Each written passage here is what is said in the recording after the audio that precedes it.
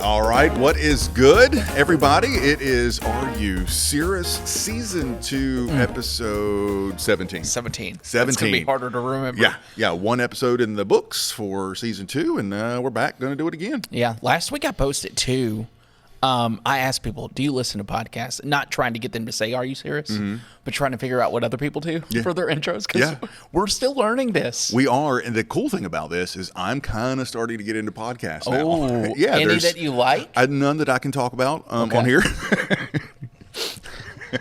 Canceled.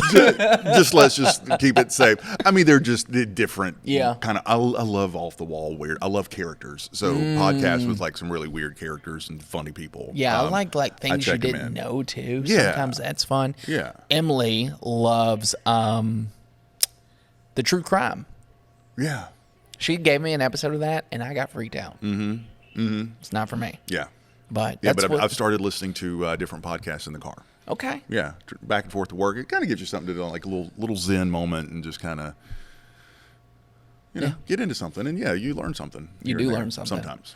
I've learned that there's a thing called a Webley, which is a podcast award for the top podcast. So if we ever go global, nominate us for a Webley. For a Webley. I think is it like a little statue? I don't know.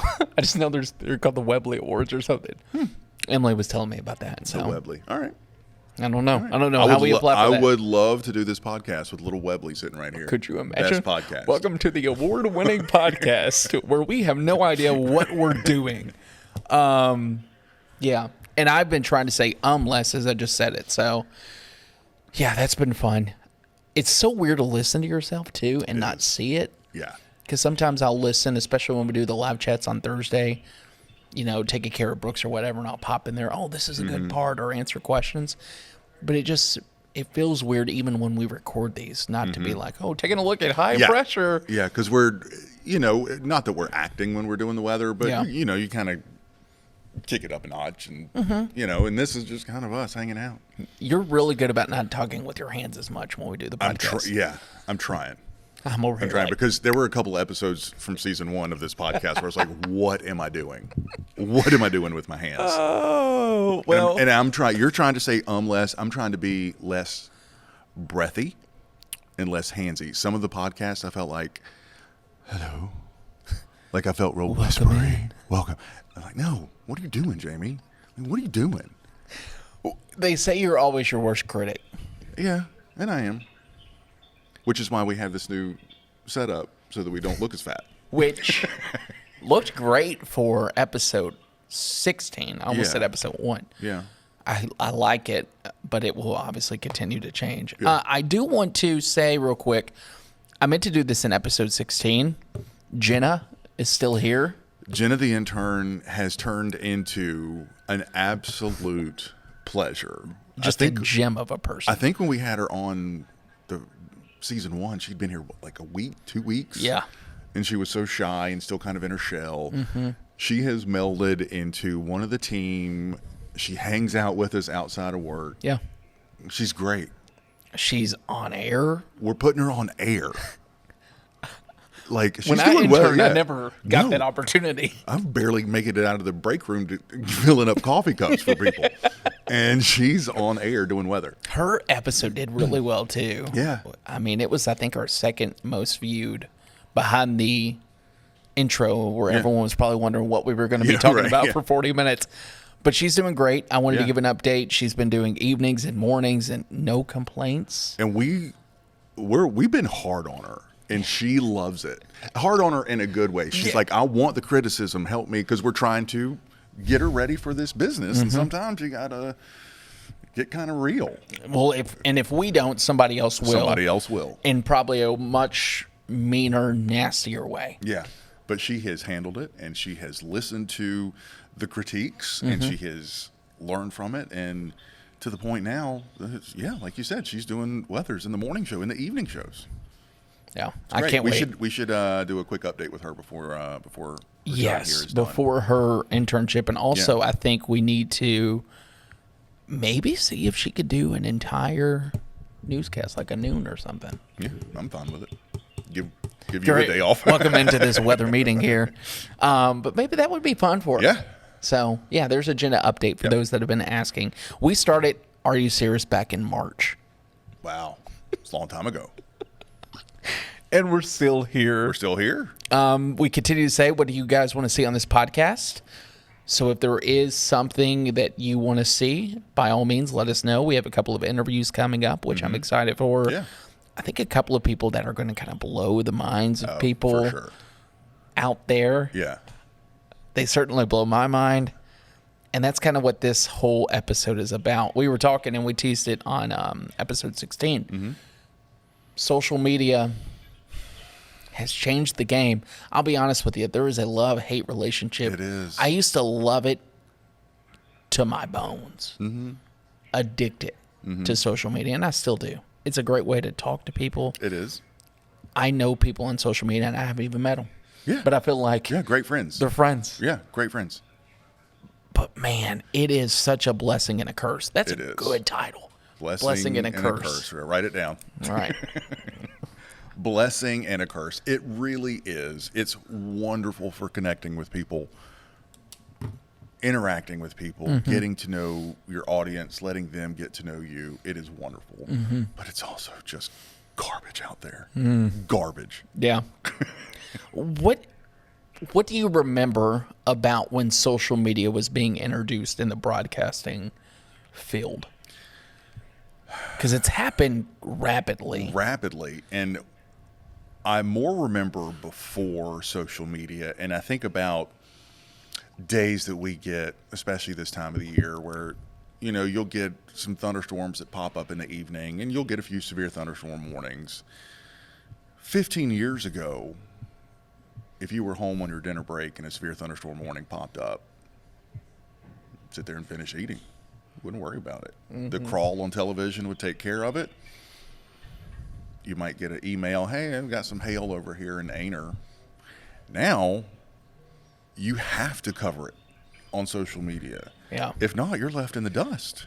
And people notice. Yeah, and people notice, and which is great. It is so great because now, again, a few weeks ago we had those wild storms up in Aner with that sort of random tornado warning, and people were sending in reports and videos as I was on the air, and I could literally pick up my phone and see what was happening in Aner from people sending me pictures on Twitter, or sending pictures to our app, which is wonderful.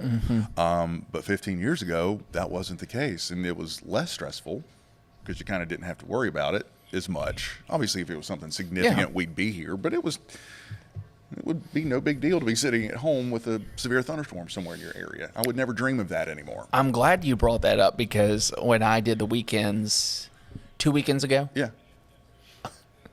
I did the morning. Yeah.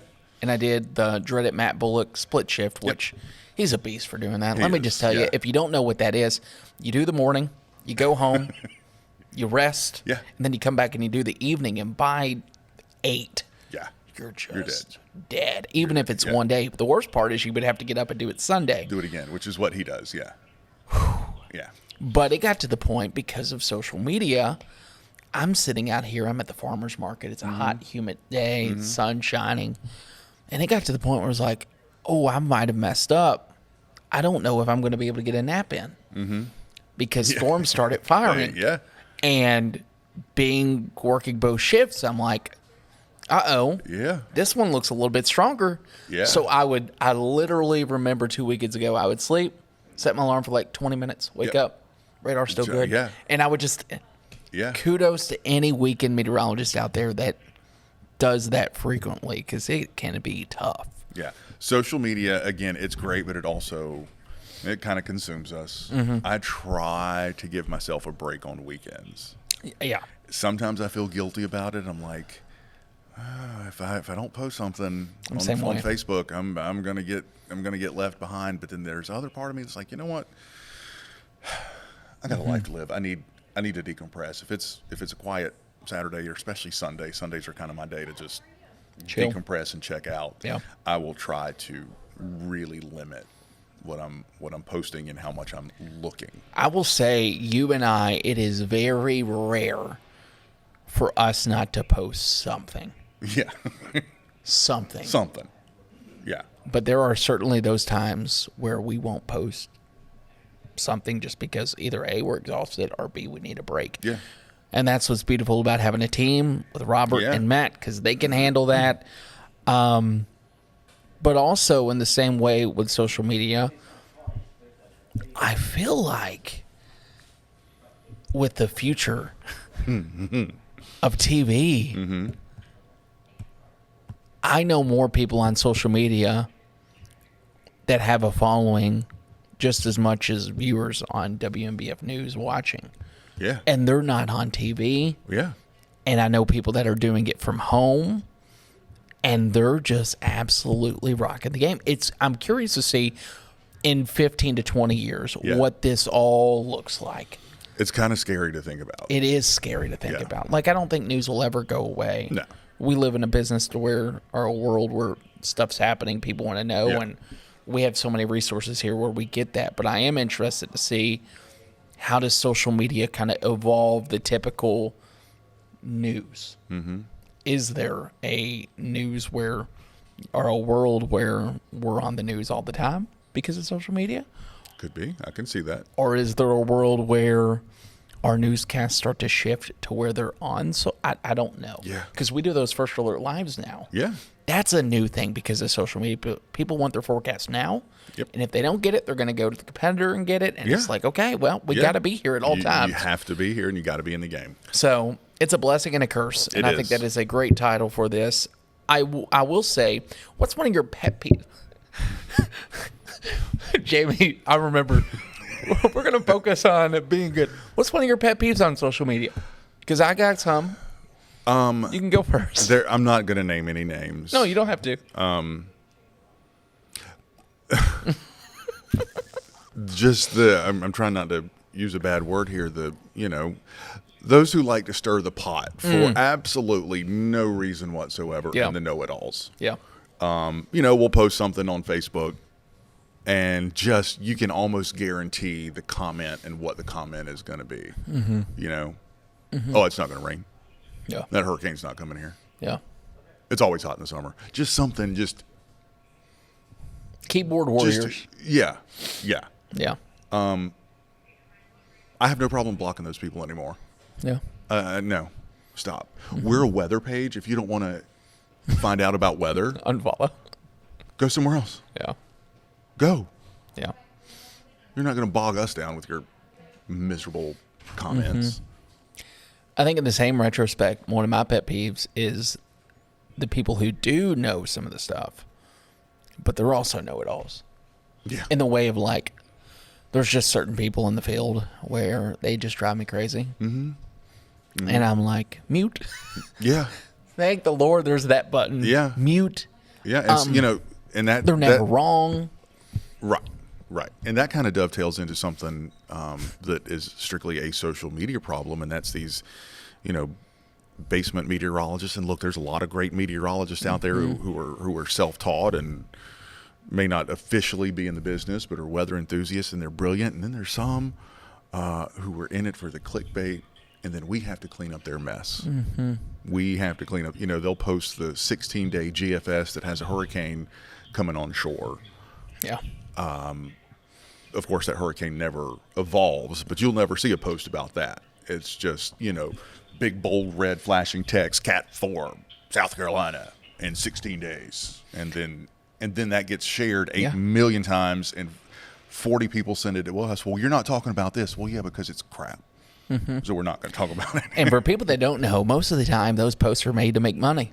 They're made to make money. And if you share it and if you like it, they're getting the money. Yep.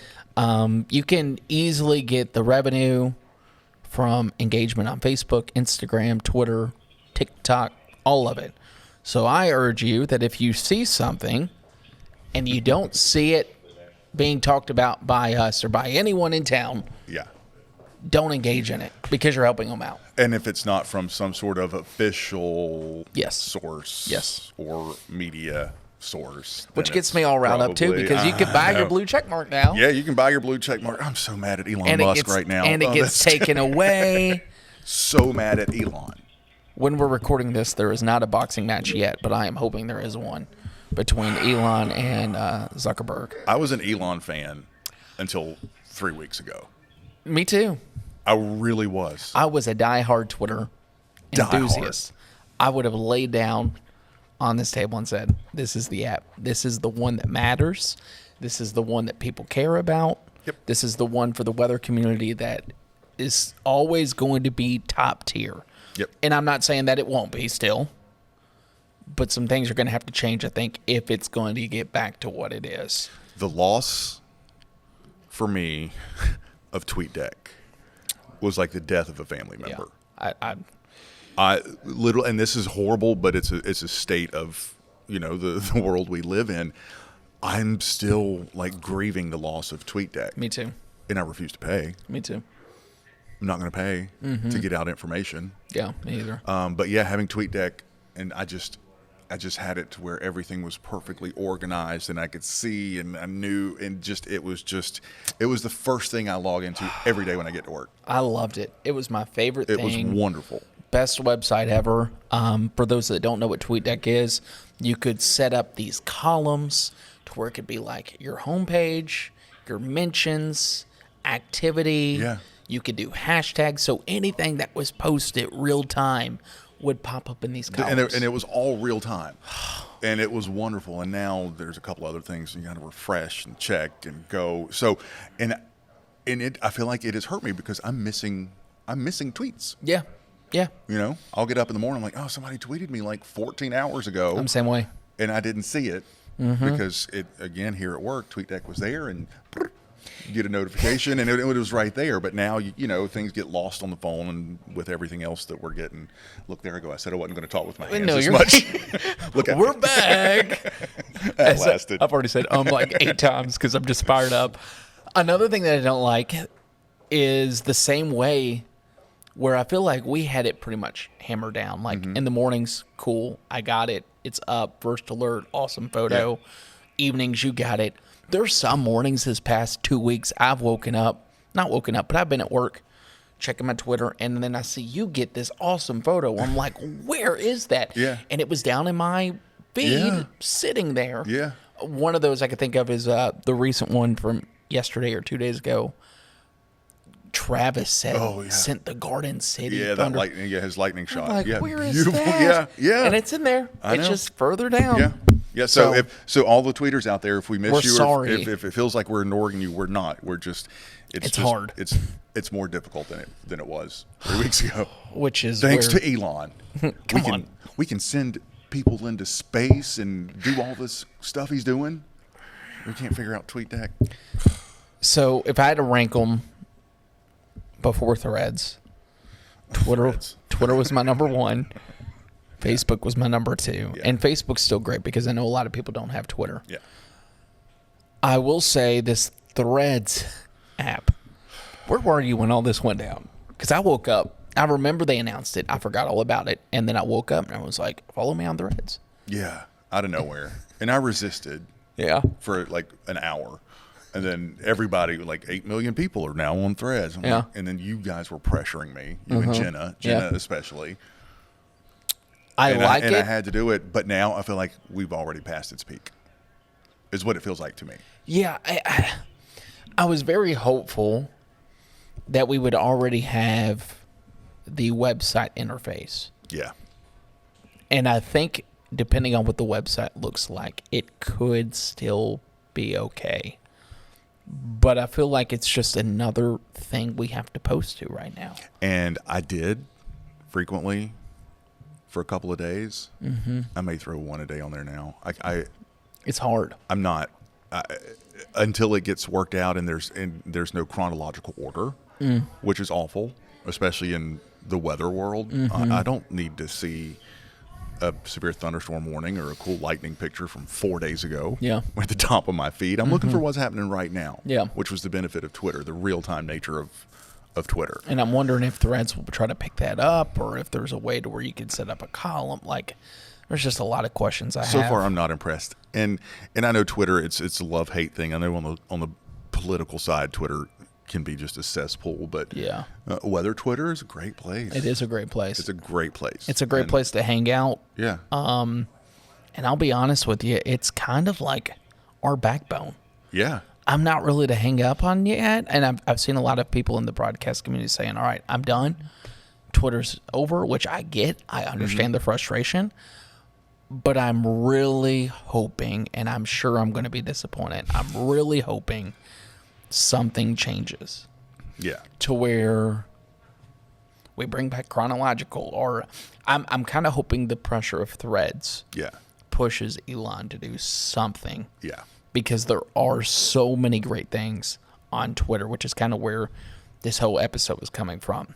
Some of my favorite people are on Twitter. Absolute favorite people that we've never met, but love interacting with and talking to and dealing with. And even as I get Twitter notifications Twitter right now. Yeah, they're wonderful. But, even in I've seen our recent National Weather Service office tweet this out, that even they may be delayed in retweeting or tweeting out information because of the changes at Twitter, which is horrible. Mm-hmm. You have something really urgent to push out, and you can't because you're suddenly tweet limited or whatever. I haven't had that issue lately, but I did at first. Oh yeah, the first couple days of those changes. I don't know if they took it away or what. If I was on Twitter, on Tweetdeck or Twitter for 5 minutes, it would go blank, and I was tweet limited. Yeah, rough. Yeah, which means you can't see anything or post anything until a certain amount of time. Which would be devastating for a hurricane, for severe weather. Yeah. As much as we post. As much as we post and as much as we use Twitter. Yeah. I mean, there's nothing more valuable. Like I said a few weeks ago with that Horry County Aner tornado warning, people sending in things and sending in. I said on the air, tweet me. If you're in Aner, if you're in Greensea, let me know what's going on. And bam, bam, bam. Here come the pictures and the reports. And those are so valuable. Mm-hmm. And for whatever reason, the changes or whatever, not being able to get that or receive those can really be hard. So, yeah. Elon. Thanks, Elon. Please fix it, Elon. Fix it, Elon. Maybe we can tweet Elon and I've tried the power of Are You Cirrus and see if he responds. What if that's what sends us to we blow up because of that? So Elon, if you're one, I'm just kidding. I do want to bring this in because I know we have a lot of weather enthusiasts that listen to us. They watch us. Thank you. First off, you can always like, subscribe, share, comment, all that.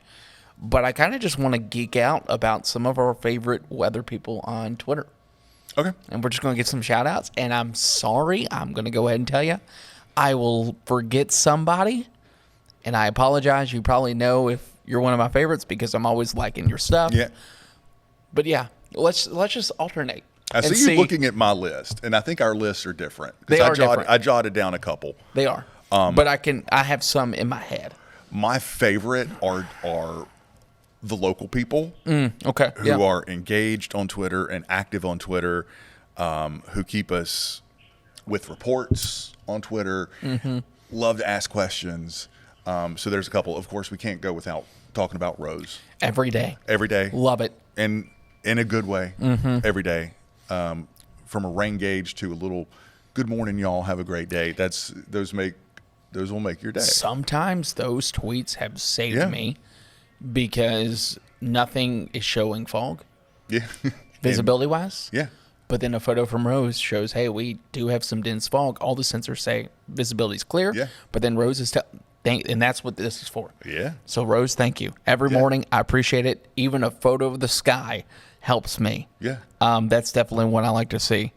One that I enjoy every morning that's on my head is Mark Moore up in Sunset Beach. It's funny you should say that. Within the past week, Mark Moore has finally followed me. I've been liking his stuff because I've been seeing some of his stuff. And I'm like, I need to get in on this Mark Moore every stuff. morning. And so he followed me back about a week, 10 days ago. I was like, Mark, good. Because, beautiful photographer. Beautiful. And he's not even technically in our viewing area, but he's so close. Close enough. Ocean Isle, yeah. Then I'm like, okay, hey, that's a beautiful sign. And every morning, unless it's just pouring rain. And even then, he's out there. Mark Moore sends us something. So, Mark, thank you if you're listening. John Rankin up in Longs is so active on Twitter. And just very interactive and asks good questions, and we'll throw in a joke here and there, sends us pictures, sends us updates from what's going on in the Longs area, especially with storms. always sending in pictures and videos. And he'll let us know when he doesn't get the storm too, which I love. And man, got missed again. Yeah. So John Rankin is great. We've got Shan Kelly down Shan in is Surfside. I have a story about Shan, and I hope Shan watches this podcast because I think it was last summer. It was late in the summer. It was one morning I was filling in for you, and it was one of those kind of remnant tropical systems that was coming through, and Shan tweeted me a picture of more or less a funnel cloud that was blowing on shore, and I was like, oh man. And that sparked me, okay, let me check out the radar. Sure enough, and as I did that, the tornado warning was issued.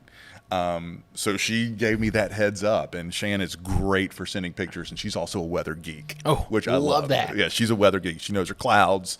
So she's kind of the South Strand Bureau. Shan Kelly. Love that. Love it. Someone else on the South Strand that's kind of developed lately, and she's posted, but she's started to really post, is Kathy Kelly. Kathy Kelly is great. Down in Garden City, Surfside, some of her photos. And her videos in the morning, if you just need a moment of zen, Kathy Kelly, beautiful. It's like you can imagine what the photo sounds like, even though it's a photo. Yeah, and I'm glad somebody's getting up early in the morning going to the beach, because I'm not. Once again, it helps us out. It gets stuff, and we appreciate stuff like that.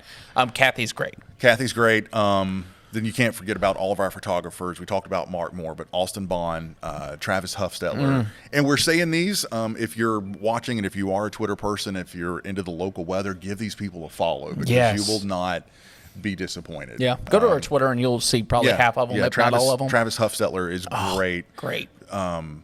His shot a couple of weeks ago, the lightning off of Garden City, was just absolutely incredible. Austin Bond, all part of the Bond family of Merle's Inlet. They're all wonderful. Austin is great, sends in some good stuff. Aaron Smith up in the PD. I think he's in Atlanta, so he's kind of the PD bureau.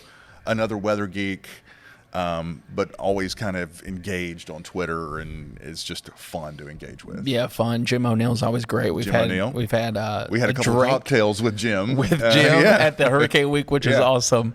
And one that I really miss, and I tell him this every time, he's just so busy. One that I miss that used to do it every morning was Donald Hovis. Donald Hovis, yeah. He's been busier with his photography, but man, when Donald goes out there, I'm like, oh, it's good to have you back, buddy. For sure, and he sends out some good drone stuff. Yeah. Sometimes. Mitch West. I was about to say, he's next on my list. Mitch, I love Mitch. Just another weather geek who really knows his stuff. Yeah. Not technically in the business, but self-taught too, from what I do remember. Solid meteorologist. And Mitch is one of those people that we talked about. I don't know if it was this one or last one. I can't remember. But we were talking about, the people that aren't in the business, they make a following for it. Mitch's YouTube. Oh, yeah. Yeah. Great. Keep up the work, man. It is great. That's awesome. Yeah. What's some of your favorite non-local people that you kind of keep up with? Is there anything? When I say non-local, not our area. There are some sort of geeky scientists. Okay. Honestly, I can't remember off the top of my head. But it's all my Twitter is all weather. It's literally all weather. Yeah, I was going through weather and local viewers, and it's all weather. Yeah, for sure. Carolina Weather Group, they were great. They've had us on before. Yeah, they're in the Carolinas. Yep. Weather Weenies, follow them. I'm kind of addicted to the NATO cast. NATO cast is NATO cast. Yeah, that's a good one. They just kind of post like, hey, if there's a chance for a tornado, here's where it is, and it's so really, far so good. Yeah. Really accurate. There's Evan Fisher. Yep. One of my favorites. Yeah. On social media, just different off the wall maps you wouldn't think of. Oh yeah, incredible maps. Sometimes he does the. My favorite from him is like with the recent smoke we've had over these past couple of months. Here's what it should look like. Here's what it looks like. He'll do like a quick wipe. Evan's great. Evan is the one who also chases the extreme cold and high wind events in the North Carolina mountains. So he'll be at the top of Mount Mitchell on some January morning when it's 0 degrees and the wind's blowing 130 miles per hour. That's awesome. Just loves that extreme weather. Shay Gibson's also a good one for me for tropics. I would geek out over anything. Yeah, anything tropical. Anything tropical is always fun. There's not a ton. I used to follow Jack from, I guess he was with Weather Models for a while. Jack Sill, I don't know how to say his last name. Sillan, Sillan. He's a student, and he was killing it tropical-wise. He hasn't posted as much anymore. But there's just so many people out there that I'm sure I'm forgetting that just I feel like do it so well. Yeah. And we're appreciative of them. My favorite thing with Twitter, it's not so much a person, but it's the hashtag ability. And it took me, I feel like it took me a long time to figure out hashtags, but I finally did. So my favorite, hashtag SCWX. WX is the abbreviation for weather sort of in the community, but hashtag SCWX. And if you're a weather geek, follow that. Yeah, 100%. Search hashtag SCWX, and it's everything that's happening with weather in South Carolina. My favorite thing to do when there are big weather events across the country is follow whatever hashtag state WX that event is in. So you have a hurricane making landfall in Florida, hashtag FLWX. That's how that works. Yeah. I tried the MYR. Occasionally it'll pick up. Yeah, MYR. Yeah. MYRWX. I did forget Chris Jackson. Chris Jackson. And the reason I remembered is because there's a thing, and I think you're on this. Twitter has that group feature now. Yeah. Chris Jackson created a South Carolina weather group. Yeah. And it's got 921 people, and literally you could scroll through all these, and I could see there were some photographers in here. There's just some weather enthusiasts. I still want to get Chris Jackson on. Chris chases all over the country. Yeah. He's a storm chaser. I would love to get Chris on. Not only chases here locally, sends his drone up, usually gets some great shots from the Midlands, Columbia area, but chases all of it. Severe weather goes wherever. That's awesome. Twitter is still my favorite. It still will be. It is. Just hoping we can work through this rough patch. Yeah, because I don't want it to be canceled. Yeah. Anything else you want to add? I mean, there's Facebook. Which I love. I know there's people Facebook. tuning in. Yeah. It's just so much harder. I don't know because it's not real time. Yeah. If you've ever wondered, wow, they're ignoring my comments, it's just because we don't get notified like we do on Twitter. Yeah. We post something and it may do well on Facebook, but it won't show us like Right. Sue commented on like Twitter will. I'll get a notification. Oh, hey, they tweeted you. Cool. Let me respond. Yeah. So that's why if for some reason you're like, wow, they never comment or respond back. And a part of that too is because the Facebook that we use isn't like the regular Facebook. It's yeah, just, I'm not saying that to be like snooty or whatever, but it's like a personality. And it's like for personalities or businesses. And it says business, and I'm like, I'm confused on how this kind works. of run like a business, and it's weird. Like, and I know people send messages, and it sends that auto reply, "Thanks for reaching out," or whatever. And that's kind of all out of our control. So that's again. Yeah. Still send us photos there if that's your only means to do so. Yeah. Do want to wrap it up with our famous shooting the breeze. And someone asked me too, did you all get this painted? And Anya painted it for us. So thank you, Anya, because it looks much better. I'll let you pull one. All right. And then I'll pull one and we'll end it that way. Let me go down here in the bottom. I guess I should put my Episode glasses back on 17. now. This is like a whole page. Oh. All right. This is from Judy via YouTube.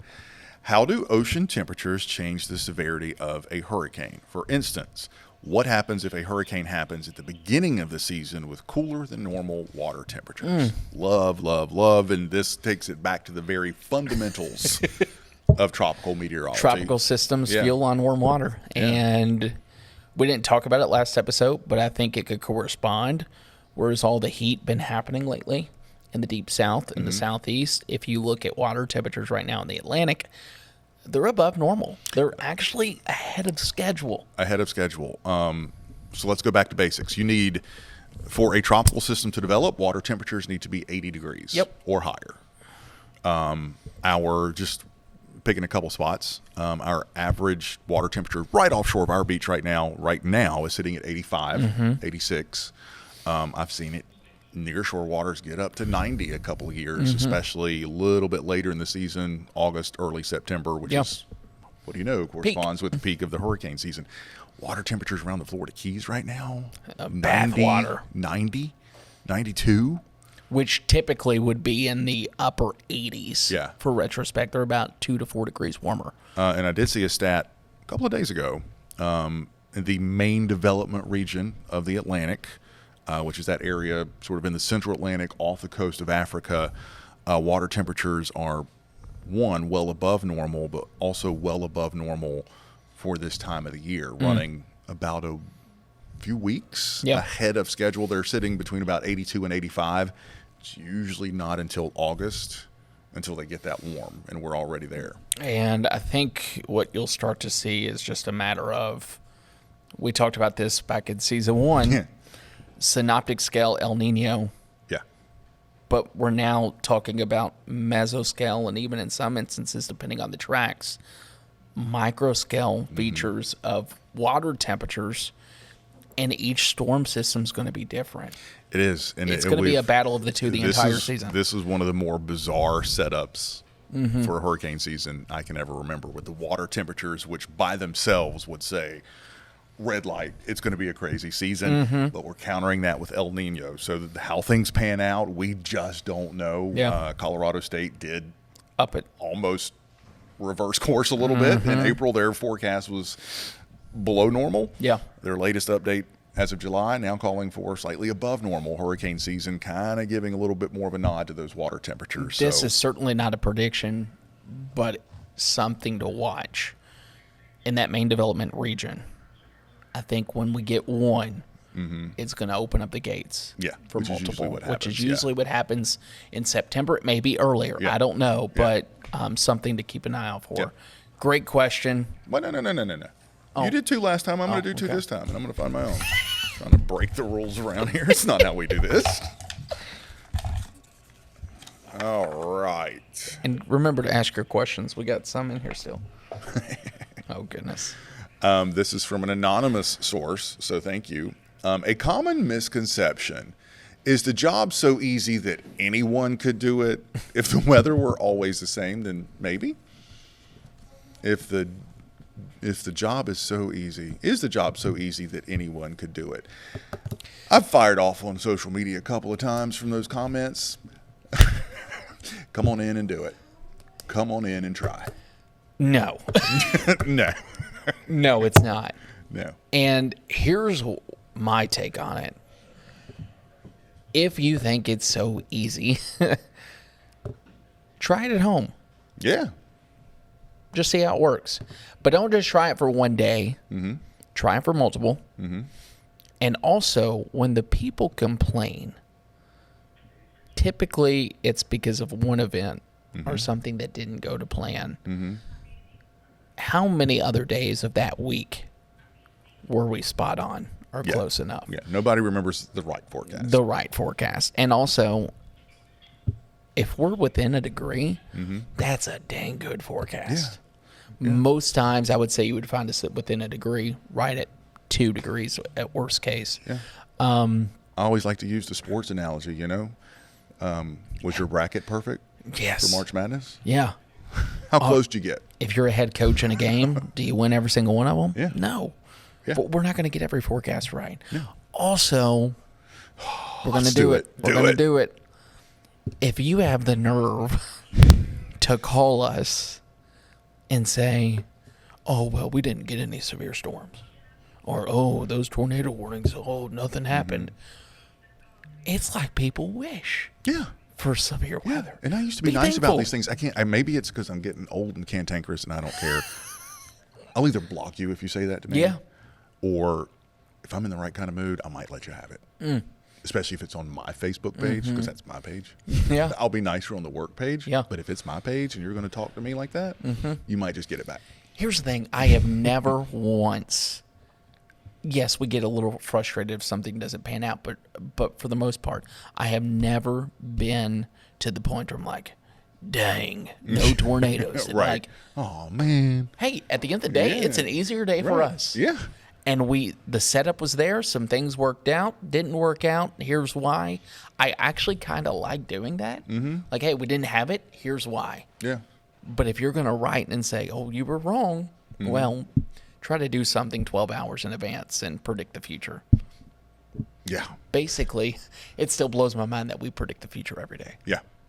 And I think a lot of people still have the misconception that we walk in 30 minutes before the newscast and sit down in our makeup chair and have somebody doing our hair and our makeup and walk in and they hand us, okay, this is what you need to say and this is what you need to do. And then we walk out for 6 hours. Yeah. No. Not anymore. No. Not anymore. No. Everything you see on air is something we've created, something we forecasted, not to mention our makeup is ourselves as well. Right. So Right. We do our own makeup. No glamour around here. But yeah, that's a really good question that people get. And yes, I get it. There's the jokingly like, oh, if I got paid to be wrong half the time, and I always rebuttal back, what half the time are you talking about? Yeah. Because most of the time I would say modern day meteorology, we're right 90%, if not more. And I have a little tongue-in-cheek comeback that I've started using the past couple of years, and it will usually... We'll end on this. It will usually... You know what I'm talking about? Yeah. It'll usually kind of shut them down, or at least get a good laugh. Sometimes it'll kind of get a strange face. And I'm not saying this... I'm not being ugly or whatever, but it's like, I wish I could get paid to be wrong half the time, and I'll just look at him and say, and you wouldn't believe how much they pay me. And most of the time, it's a good laugh, and that's how I'm meaning it. Yeah, because we do get that all the time, and it's fine, and I love it. Yeah, but, sometimes people don't know how to approach us, right? Well, and that's like the easy thing to say. So I get it. Yeah, but it's if you continue to hound me after, then I'm like, okay, buddy, okay, like this is too much. The other thing, and this came up again a few weeks ago with that Horry County tornado warning. Somebody commented, as I was running the radar, talking live on television, and had Facebook up, watching the live stream to see if any reports were coming in. Somebody, get this guy off the air. He doesn't even know how to read teleprompter. And the strength it took me not to call him out live on air. Like, do you really think I'm reading a teleprompter on what to say for a tornado warning on a Friday afternoon? I just happened to be by myself that afternoon. Robert was off. It was a Friday. I was kind of like just hoping for an easy day, and we get a tornado warning, and you're in it, and then some, you know what, makes a stupid comment like that. Never, ever call us and say, get off the air for a tornado warning, or shut up about a tornado warning, because it's... And these days, there's streaming platforms to where you could go get that and while we're on, and then everything's back to normal in 40 minutes. Did I just go too far? No, you didn't. You're good. In fact, I endorse it.